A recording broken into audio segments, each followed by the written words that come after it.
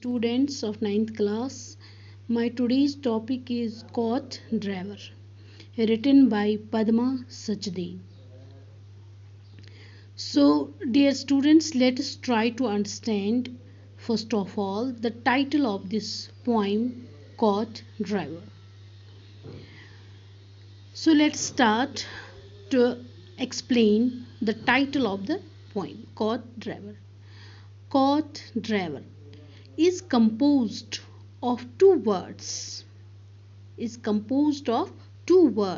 court and driver.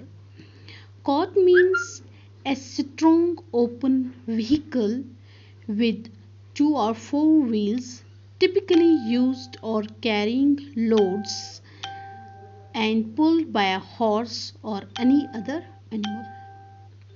We can say that a horse cart or a horse driven cart. And driver means one who drives, the person who manages or drives a cart. तो car driver मैंने आपके सामने ये मतलब discuss किया है वो उसकी 2 या 4 व्हील्स होते हैं जो कैरिंग लोड्स करता है और कोई भी जानवर मतलब इसको बांधा होता है जिसको हम कश्मीरी में रेड़ा भी बोलते हैं मतलब उसको वो गाड़ी जैसी पीछे मतलब जिसमें हम कैरिंग लोड्स वगैरह करते हैं.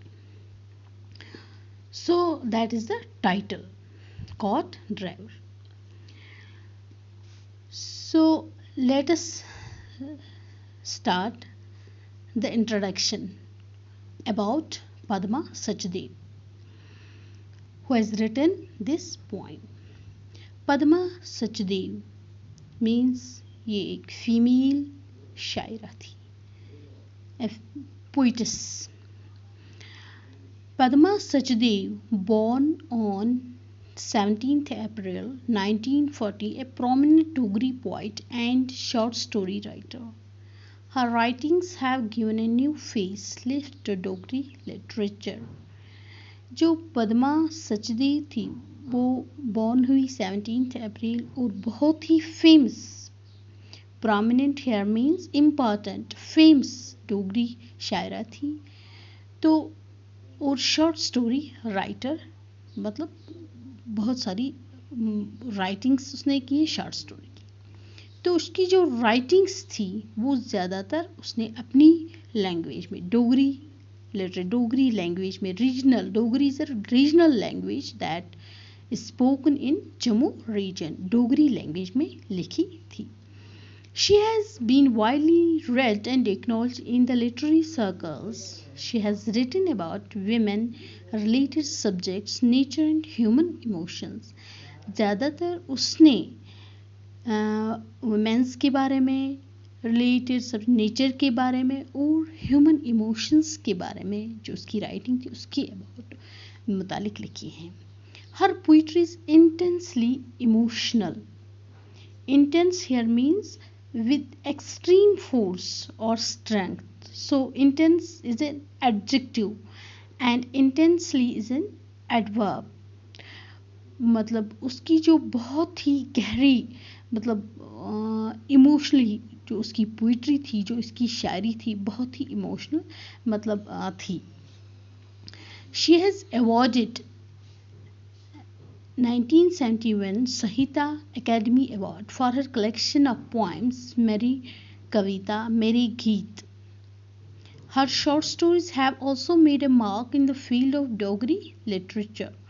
Besides 5 anthologies of poetry, Padma has penned for Diwan Khana and Mitwagar, Painful Experience in Chest Disease Hospital, Srinagar, enriched the poets emotionally and intellectually. तो here anthologies of poetry उसको 1971 में साहित्य academy award से नवाजा गया मेरी कविता मेरी गीत के लिए. तो उसकी जो शॉर्ट स्टोरीज थी वो डोगरी लिटरेचर में उसकी अपनी लैंग्वेज में उसकी अपनी लिटरेचर में मानी जाती थी. Besides 5 anthologies here means a published collection of poems और अदर पीसेस ऑफ राइटिंग्स जो इसने दीवान खाना और मितवा घर के मुताबिक लिखी हैं। पेनफुल एक्सपीरियंसेस, इसकी जो एक्सपीरियंस रही है चेस्ट डिजीज हॉस्पिटल, इसको शॉर्ट फॉर्म में सीडी हॉस्पिटल, जो डलगेट में वाक़ा है, तो वहाँ जो उसकी एक्सपीरियंस रही है उसकी मुतालिक उसने बहुत सारी पोइम्स लिखी हैं जो श्रीनगर में है। Enriched poets emotionally and intellectually. So let's discuss about the introduction of the central idea of the poem. The poem is about the love a mother has for her children. It is an eerie atmosphere that creates fear and dread. It is a tussle between the love mother has for her own self and the love she has for her children. तो ये जो poem किसके मुतालिक है? The love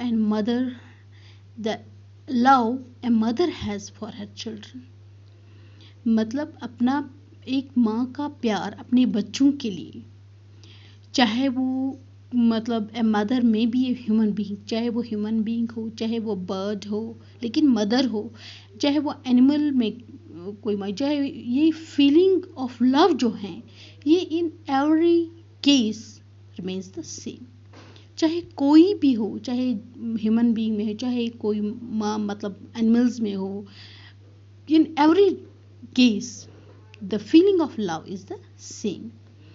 तो इस poem में हमें एक माँ के प्यार के मुतालिक डिस्कस करना है कि किस तरह अपनी माँ का प्यार अपने बच्चों के लिए किस तरह एक खास होता है, एक यूनिक होता है, और वो आप उस प्यार में क्या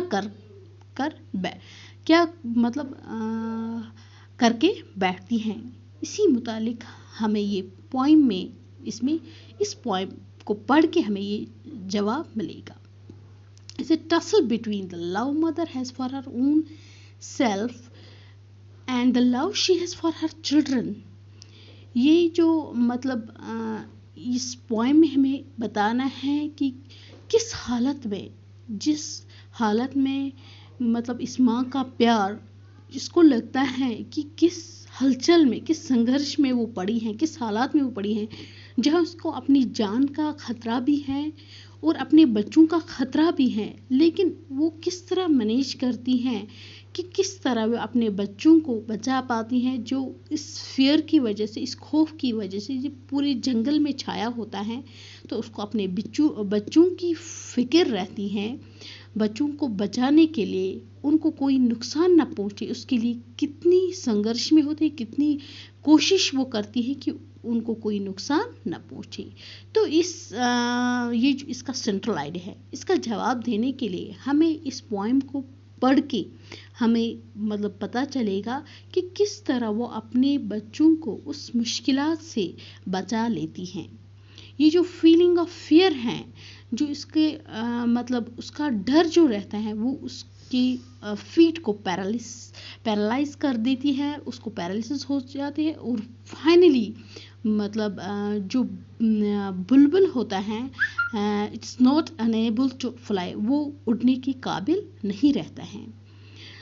सो डियर स्टूडेंट्स, आज हमने सिर्फ पद्मा सचदेव इस पोइट्स के बारे में, इस शायरा के मुतालिक डिस्कस किया है और इसका सेंट्रल आइडिया एक्सप्लेन किया है। सो नेक्स्ट वीडियो लेक्चर में हम ये पोइम पढ़ के इसको एक्सप्लेन करेंगे। So thanks.